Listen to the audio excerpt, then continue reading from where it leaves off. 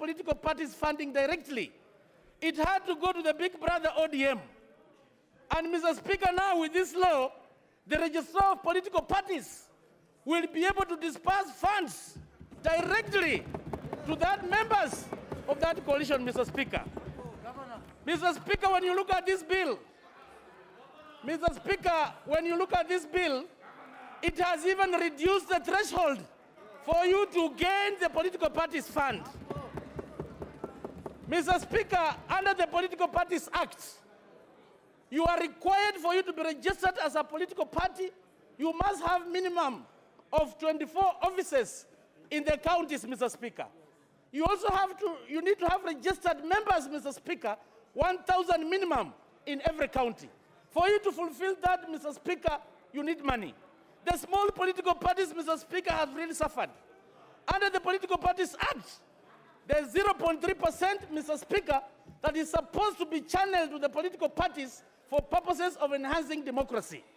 Mr. Speaker, on that note, me who has been the shoe wearer, Ford Kenya has suffered. Wiper had also suffered. ANC has suffered. KANU has suffered. Tomorrow, you never know, Mr. Speaker.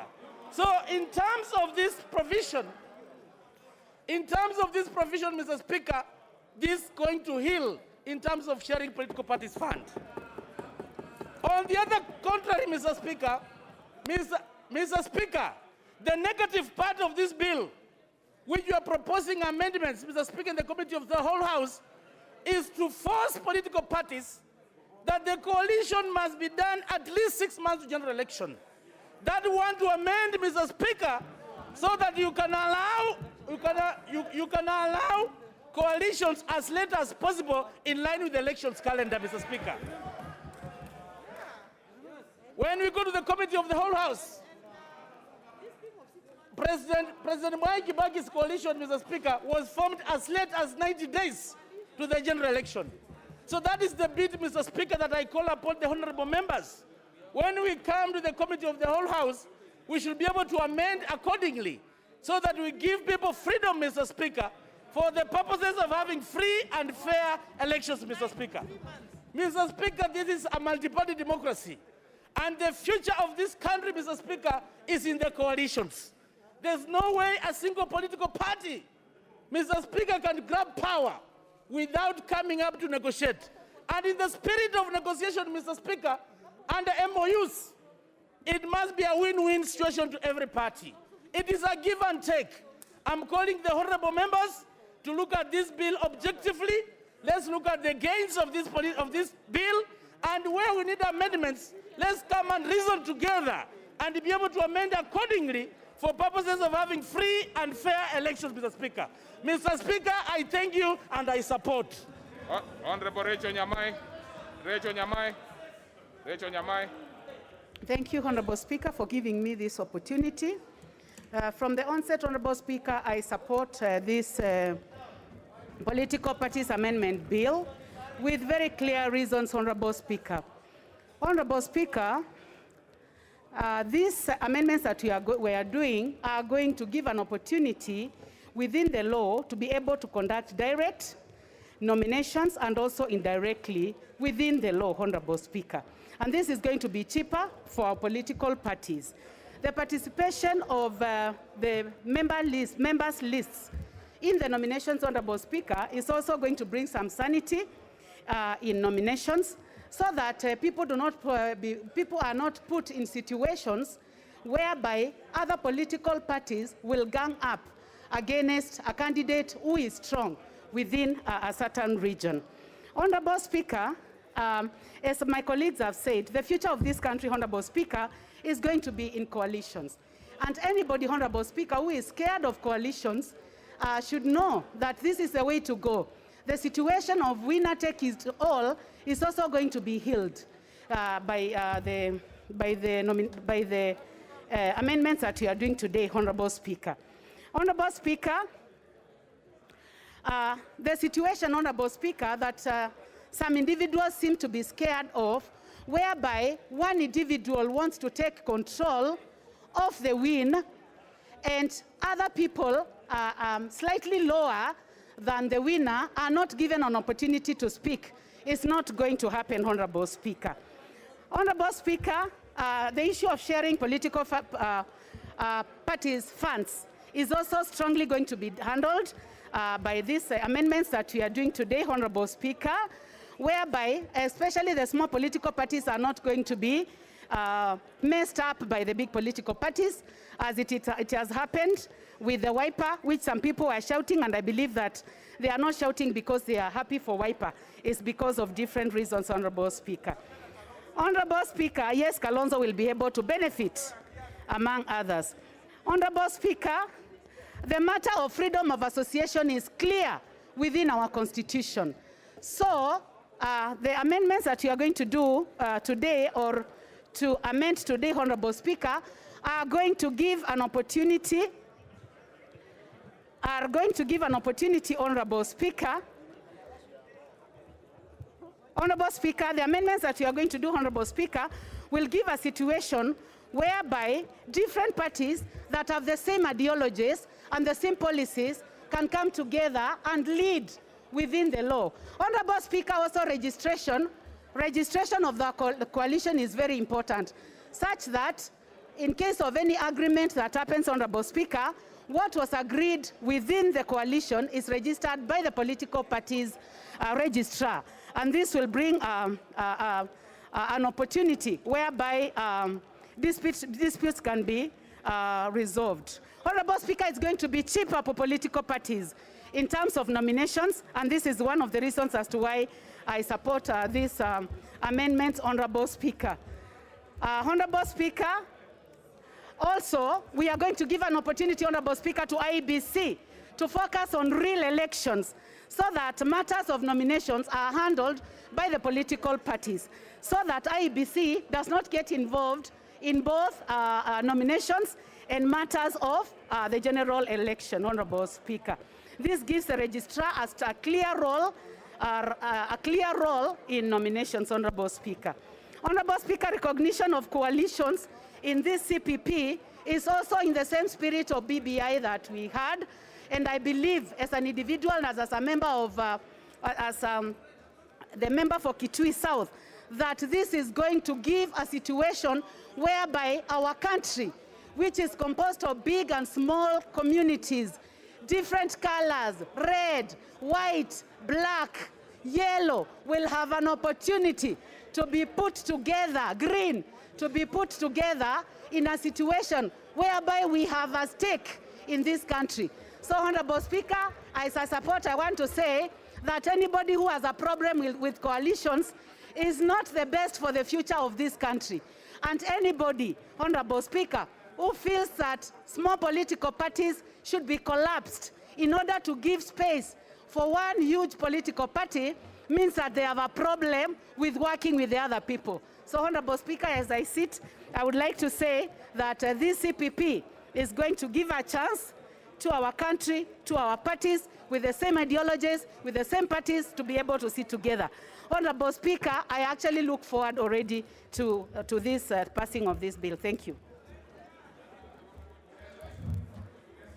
Thank you, Mr. Speaker. Mr. Speaker, from the onset, I stand to support, Mr. Speaker, the political parties amendment bill, Mr. Speaker. Mr. Speaker, I want to urge members that this is how Parliament conducts its business, Mr. Speaker. There must be a bill, there must be a debate, there must be a voting, and it will be decided in one way or the other, Mr. Speaker. Mr. Speaker, secondly, coalitions are here to live with us, Mr. Speaker, for the longest time possible, Mr. Speaker.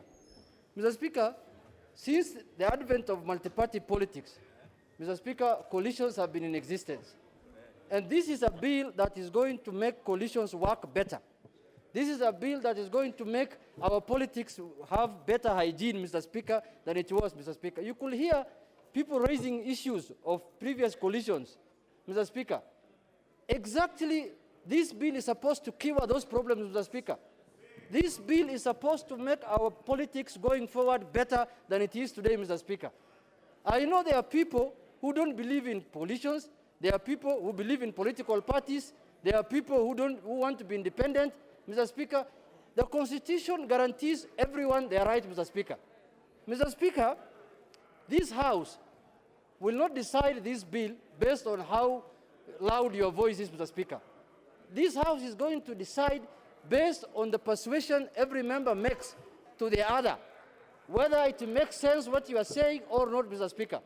For that reason, Mr. Speaker, I want to urge my colleagues to debate this bill with sobriety so that we can have a bill that is going to help this country, a bill that is going to be for posterity, Mr. Speaker. And Mr. Speaker, for those who were there in last Parliament, it is normal for amendment to the Elections Act, to the Political Parties Act, to come to the House at the tail end of Parliament, Mr. Speaker. It's a normal thing, Mr. Speaker. Honorable Bokose was there.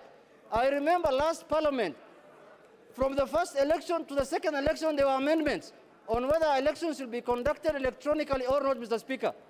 Mr. Speaker, with those few remarks, I want to urge that let us not belabor the matter. This is a very clear bill. This is a bill that is going to make our politics better, Mr. Speaker.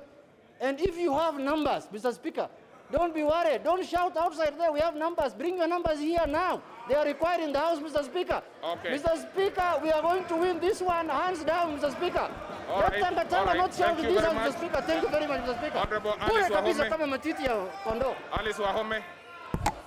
Honorable Alice Wahome. Honorable Alice Wahome, you have put your card here and you don't want to speak. Honorable Alice Wahome.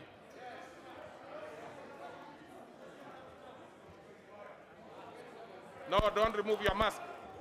Don't remove your mask. Don't remove your mask. Mask! Mask on. Mask! Put on your mask. Mask! Put on your mask, Honorable Alice Wahome, and you have the floor. Maneno. Put on your Yes, mask. please. thank you, Mr. Speaker. Thank you. Proceed. Yeah, with your mask on. Thank you. Thank you, Mr. Speaker.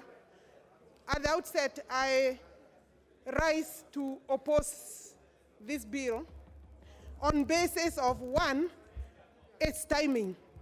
This bill is completely untimely, and it is intended to disrupt smooth nominations, particularly in some of the proposals that it is coming up with. The speed, Mr. Speaker, the speed in which, even from the Speaker's seat, that this bill is being processed, Mr. Speaker, completely ignoring procedural issues, directly points to a situation where the country is being asked to run quickly. Mr. Speaker, this bill runs contrary to the Constitution of Kenya 2010, especially when you look at the proposals regarding formation of a political party. The definition of what is a political party, Mr. Speaker, cannot be changed by a legislative enactment, Mr. Speaker. And that's what this bill, Mr. Speaker, is trying to do in some of the proposals that it has come up with. Mr. Speaker, even the fact that we have been summoned for a special meeting, Mr. Speaker, sitting of this House, points to the direction that there are people intended on controlling the general elections through this bill, Mr. Speaker, in August 2022.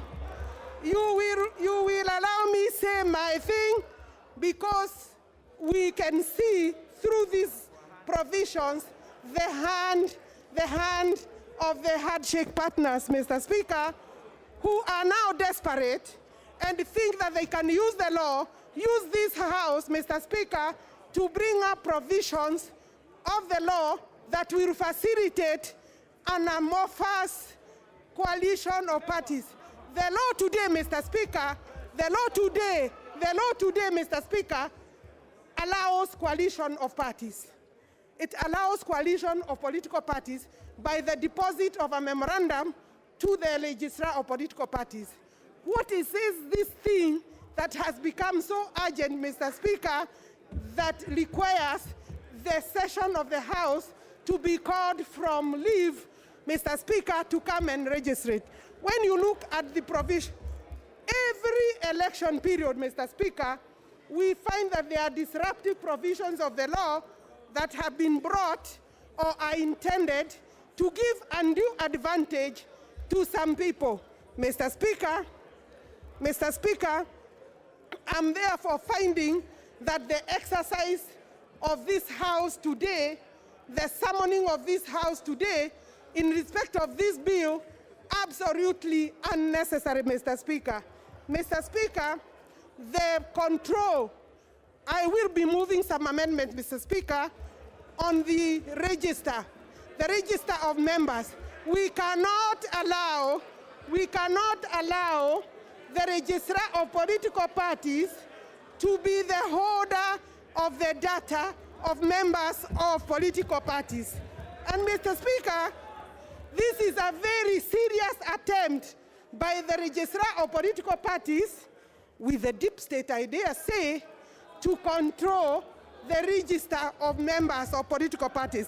And that will not be allowed, Mr. Speaker. Mr. Speaker, it is a shame that when people are dying, people have eaten, have taken cancer billions, we are being summoned today to discuss about the formation of coalitions instead, Mr. Speaker, of dealing with the pandemic, including the pandemic in this House, Mr. Speaker, where yesterday, every 8 people out of 10 who were tested, Mr. Speaker, turned positive, COVID positive yesterday. It is even exposing the members, Mr. Speaker, with a very useless bill. Mr. Speaker. This is not a pro-people bill. Mr. Speaker, this is not a pro-people bill. This is a very selfish move by this House today. We have a Political Parties Act that is able to deal with the issues of elections and nominations going forward. If, for example, bad habits, like the ones of the ODM, money, if that is what they are trying to cure, that cannot be cured by the law, Mr. Speaker. That can only be cured through good behavior, Mr. Speaker. And therefore, we want to tell them, you can deposit a memorandum of how you share the money and honor the memorandum, because many of you have never known how to honor memorandums, to honor gentlemen agreement and ladies agreement. Mr. Speaker, I do not want to add anything. And we are happy that people, Mr. Speaker, are you, Mr. Speaker, you know there are people, Mr. Speaker, that have become used about intimidation, about wanting to curtail the democratic space of other people. Mr. Speaker, I am on the floor of the House, and if you mean you want to curtail the independence, the freedom of speech, including in the House, I think, honorable members, we are going the wrong direction. This bill will, if this bill, Mr. Speaker, and I want to go on record, if this bill is passed, this bill will find difficulties and challenges in court by reason of its unconstitutionality. All right. Mr. Speaker, I'm saying that if this bill finds, honorable members, let me talk. I'm saying, Mr. Speaker, for record, if this bill passes the way it is, and I know we will be looking at it because I have opposed most of it, it will find challenges on the floor or in the court for reasons of unconstitutionality. Thank you very much. Honorable Janet Ongera.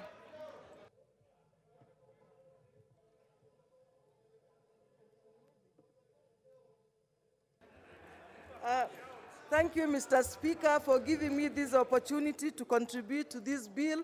Mr. Speaker, I rise to support, and I would like to request our honorable members of this House to listen to what I have to say, because, Mr. Speaker, I believe I'm one of the most sober members in Kieleweke.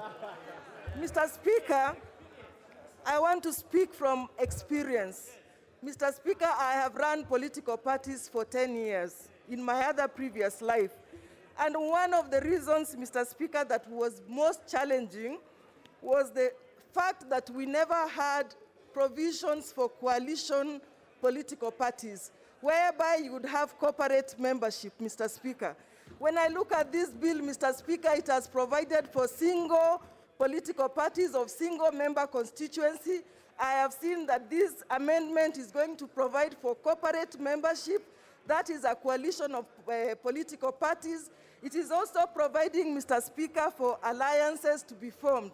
What better democracy, Mr. Speaker, can we have when we are speaking about being democratic, except by going through the way of this amendment? Mr. Speaker, the second point that I would like to say, Mr. Speaker, one of the greatest challenges that we have had in Kenya was how to share political funding, particularly where we have coalitions.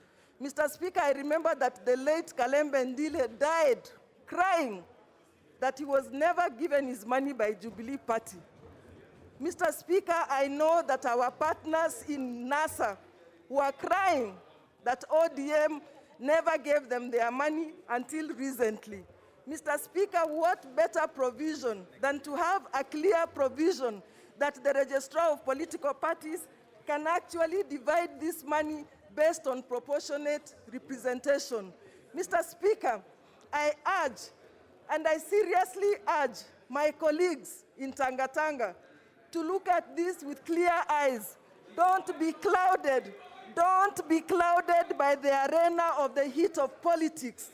History will judge us wrongly. Let us look at this with very sober eyes and look at the provisions. There is nothing that is hidden here. This is very clear. Mr. Speaker, with those two remarks, I support this amendment. Thank you. Honorable Eseli Simiyu. Honorable Eseli Simiyu.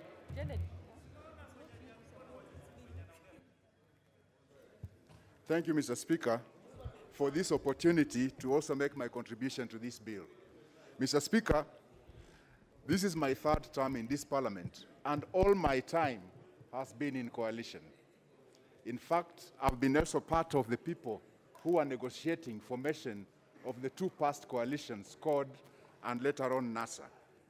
Mr. Speaker, I can assure the House that Kenya is a coalition of states.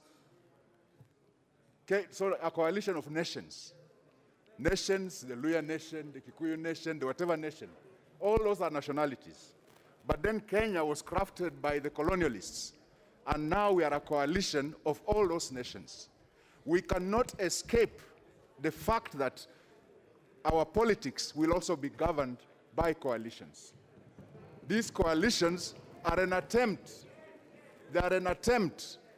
to actually overcome the issues of exclusivity in running the government. These coalitions are curing the issue of inclusivity so that people can feel included in the governance of the country. Mr. Speaker, if you don't know your history, if you don't remember your history, you are bound to repeat the same mistakes that led to that history. In the sense that we've all seen in the recent past a coalition like Jubilee opting to form one juggernaut party, and in the process, it is slowly imploding. A coalition like NASA, eventually because of issues of funding, eventually implodes. All this need a cure, and this is one way that we can cure the problem. Mr. Speaker, I'll be very brief with this last comment. It is important that we all note there are those who are concerned about the timeline of forming coalitions. But we must note several things. One, IEBC will require time in order to do the ballots and all that. That time scale cannot be ignored. And it has to be done properly. We all know the history of IEBC, who have had issues with procurement. We must give them enough time to be able to do their procurement. But then, there are those who are uncomfortable with the time stipulated in the bill on formation of coalitions. But this discomfort, Mr. Speaker, is mainly dishonest. This discomfort is dishonest in the sense that there are people and several parties which are well known who are sitting on the fence waiting for the highest bidder. And these sort of coalitions and these sort of parties fear that when they are told to do their coalition 6 months to the election, they'll be discovered where they lean to. And they are hoping to ride in such a way that they are not uncovered until 3 months to the election. And that's the discomfort about the timeline. Otherwise, there should be no discomfort about the timeline. If you want to play clean politics, make your coalition early enough so that you are able to go and campaign. You are able to give IEBC time to also prepare the ballots. But, Mr. Speaker, I support this bill. I support this bill and insist that we as Kenyans must rise up to correct the mistakes that we've made, to be able to make sure that we don't repeat those mistakes again. Mr. Speaker, What is I it, support. Honorable Mwadi? What is it, Honorable Mwadi? You don't, even you, once you have put your card, it is enough. You don't have to put your hand up. What is it, Honorable Mwadi? Thank you, Honorable Speaker. And Honorable Speaker, I've been following the debate. You have listened to the merits and demerits as articulated by those who have debated before. But at this point, Honorable Speaker, rising under Order 95, to ask that the mover be called upon to reply so that we can deal with the matters later. Honorable members, there are things that you will make decisions, but before we make those decisions, I want to make a ruling on what Honorable Murugara had asked me to do, and I'll be very brief because it's as brief as that.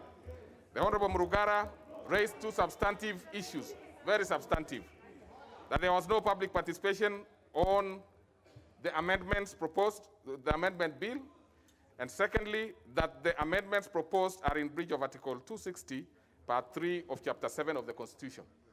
The easier bit is about, the first one is about the lack of public participation. Honorable members, it has been established, and it is part of the report, that the advertisements were duly run by the Clerk of the National Assembly to notify the public of hearings of political parties bill, National Assembly Bill number 56 of 2021, and to seek views of public through the said advertisement. I am aware that several groups appeared before the committee, and the matter of public participation is therefore settled. You remember yesterday, honorable members, the matter was brought to today because yesterday was the deadline at 5. So the issue of public participation is settled. On Article 260, Part 3, is plainly providing for scope and requirement for political parties under Article 91 and 92 in generality. This House, therefore, insists with this particular important matter, and you will have your way to decide one way or the other. Apart from defining the political party, which is clearly not defined in the Constitution, the amendment proposes to deal with many other important issues, which will be up to you, honorable members, to make that particular decision. So, honorable members, then I propose to the second issue as to whether you would want the mover to be called to reply as proposed by Honorable Mwadi. Will as many as of that opinion say aye? Aye. Many as of a contrary opinion say nay? Nay. The ayes have it.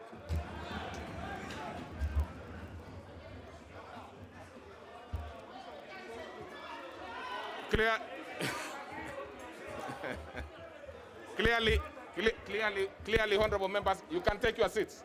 No, don't take your seats.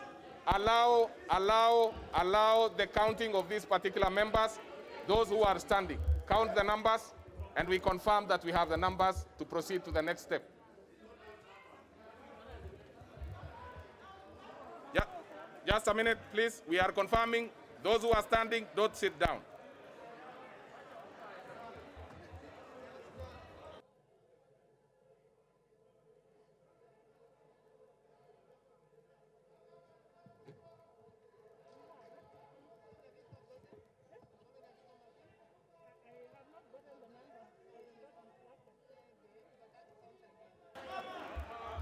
Order, order, order, order.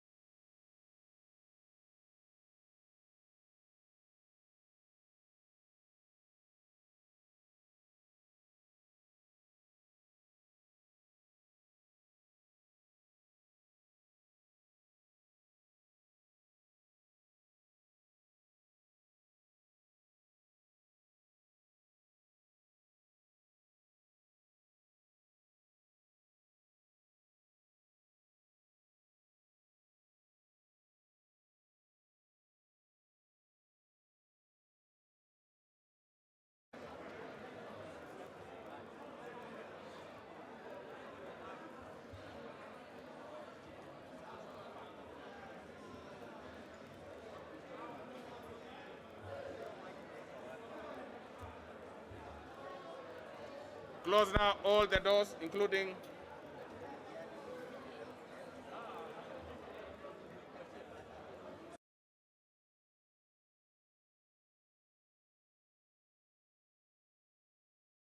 hapa or close huko.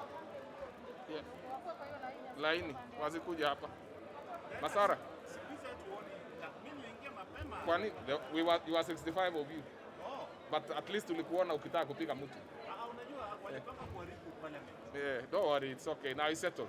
No, but unaona hiyo act yangu imefanya watu wametulia. Unafaa unipe check. Now anybody who goes out will not come back.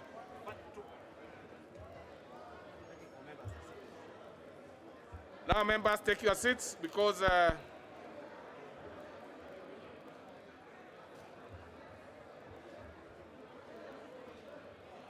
take your seats, honorable members. You need to vote now. Take your seats. All the doors now are closed, including these ones going to the small chambers back behind here.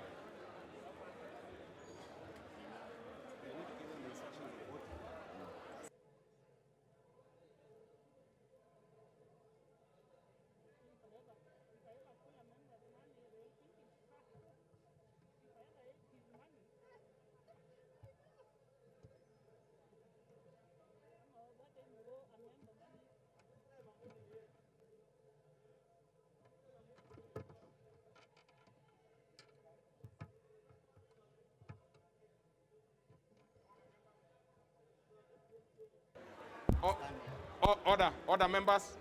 Now let me, first of all, put the question, which is that the Political Parties Amendment Bill, National Assembly Bill number 56 of 2021, be now read a second time. That is the question. No, sorry. Let's start first with the mover be called upon to reply. That was a particular question. So let me repeat again on record that the mover be now called upon to reply. All right? Now there'll be two sets of voting. You will vote electronically for those who have cards.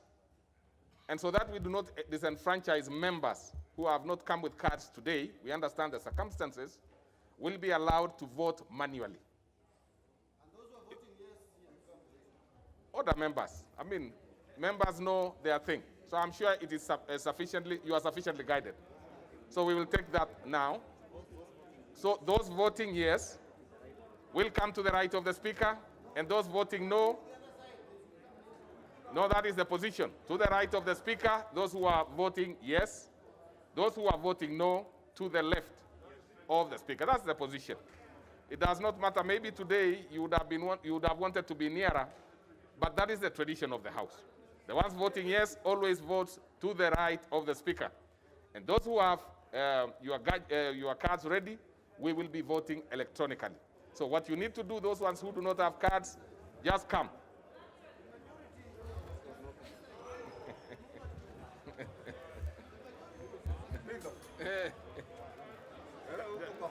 Just a minute.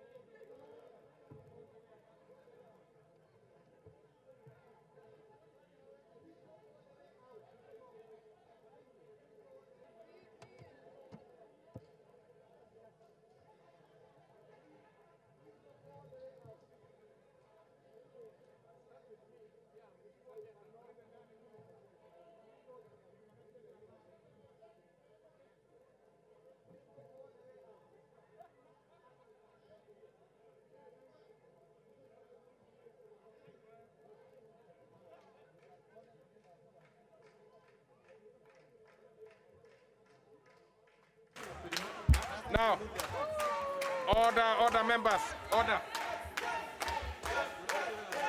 Order.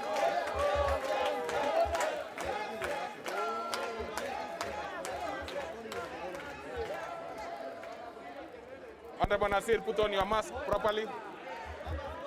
Now, members, remove your cards.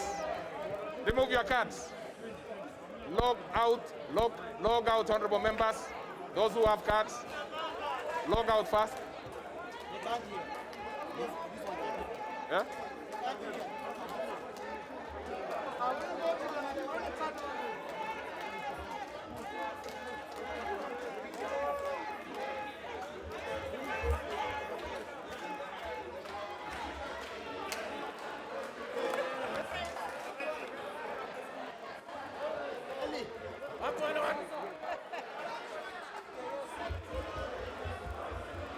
Dona, yes.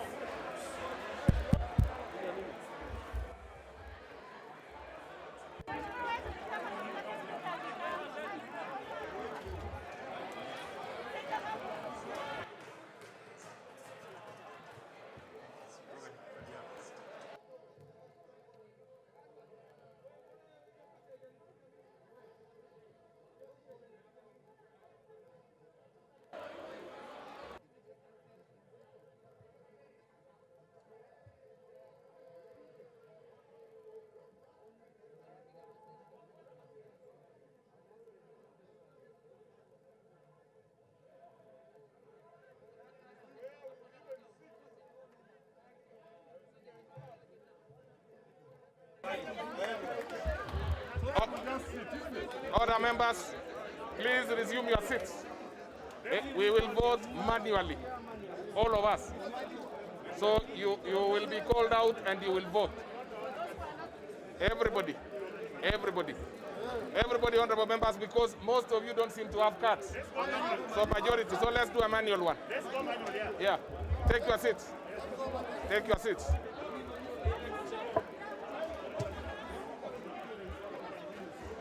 Take your seats. Take your seats. We are going to start immediately. So let's have the register quickly.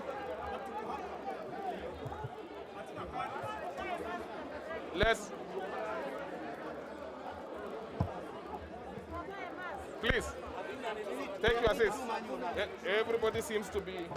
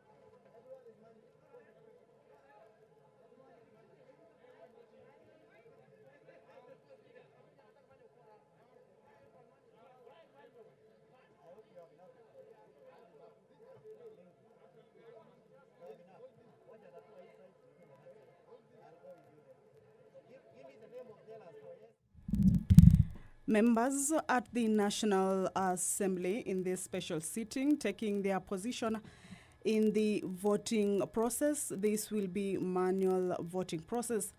The Deputy Speaker of the National Assembly, Honorable Moses Cheboy, has just directed that members put themselves in order to enable them participate in this manual voting.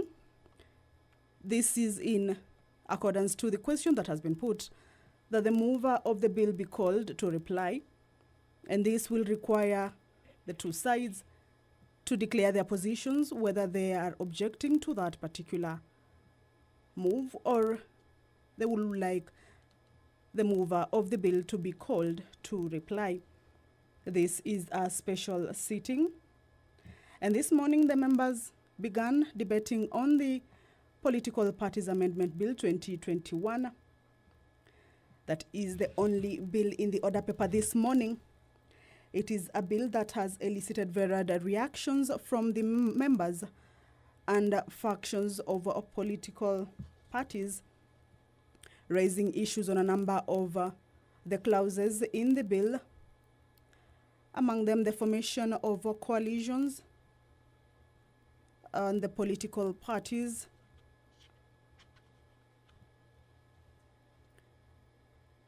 members, we need 2 tellers, 1 for ayes, two each, 2 for ayes and 2 for nays.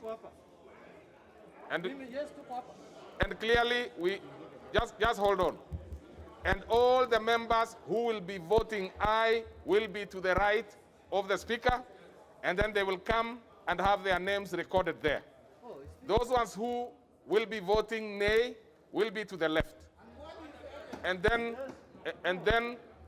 they will also record their names very clearly, because maybe 70% of the members do not have. So we'll have 2 tellers. No.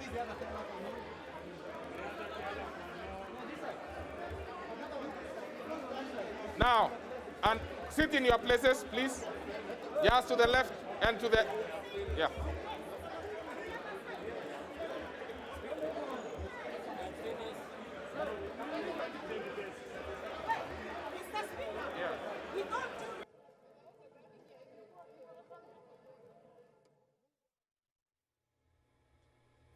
This is the division process currently ongoing at the National Assembly.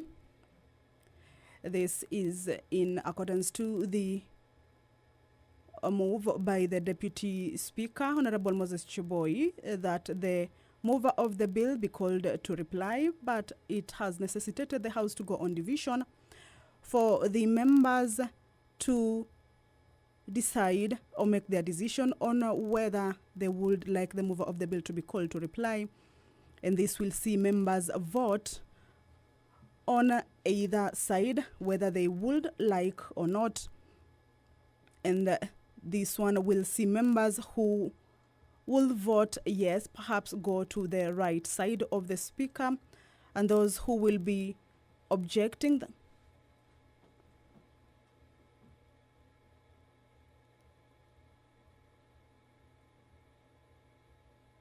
those who will be objecting to that particular move, then they will be moving to the left side of the speaker and record their names.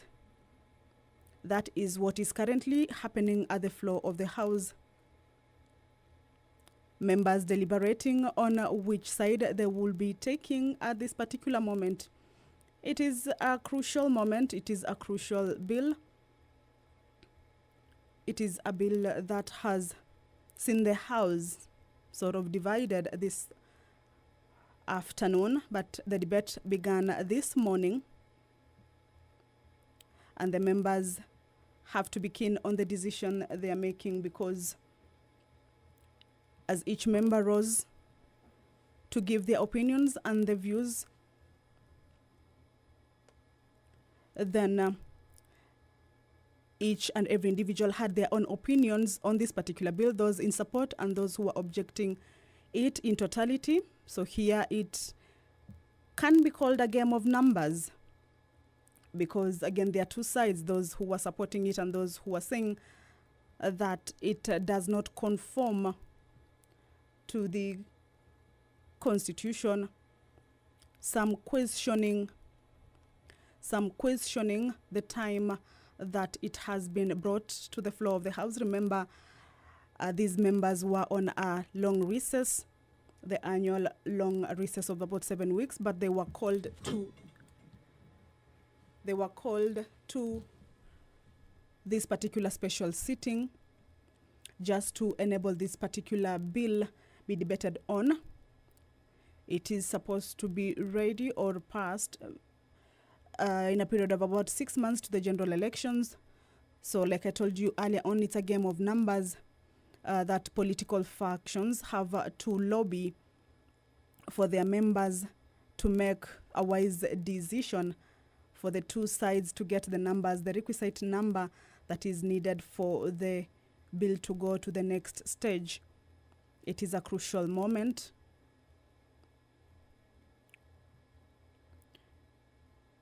Members, they are still lobbying, still deliberating. Some perhaps in the middle, not knowing which side to go to. Others already decided. But at the end of the day, it's a game of numbers.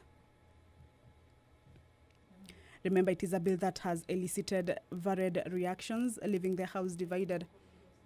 And it is actually a bill that is likely to take, or rather to go on for the rest of this particular day. Like I told you, it is the only bill on today's order paper.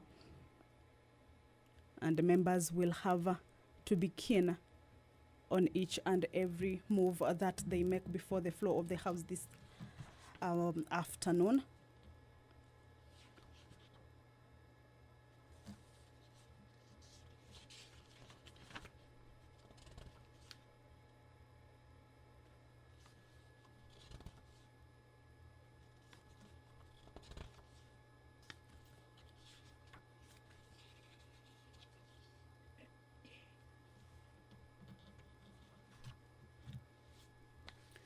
Some of the issues that members who stood to give out their views on the bill this morning all the way to the afternoon hours is on the issue of coalitions. Again, the issue of formation of political parties.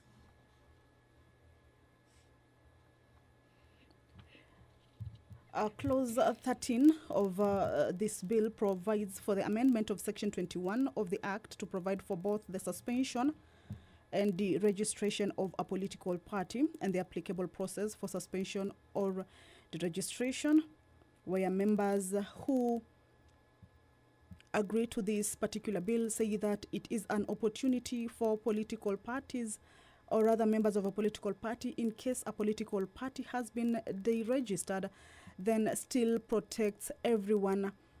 This is in contrary to what the Political Act of 2011 said, and they were saying that this particular bill, especially this particular clause, allows for members of a political party to benefit or to be protected in case a political party is deregistered.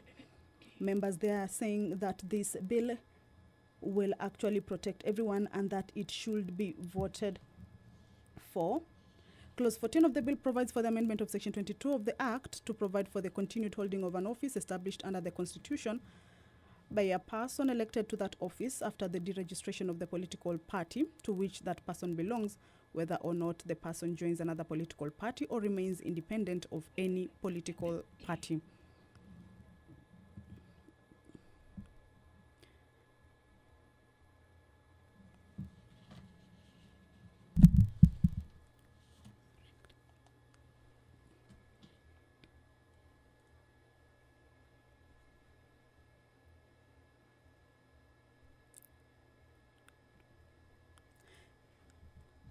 Some of the issues that members are objecting to or that has caused the House to be divided include the time. MPs here racing against time to dispense pressing matters, including election-related laws before re-election jitters jolt their operations. This is a bill that is sponsored by Majority Leader Amos Kimunya.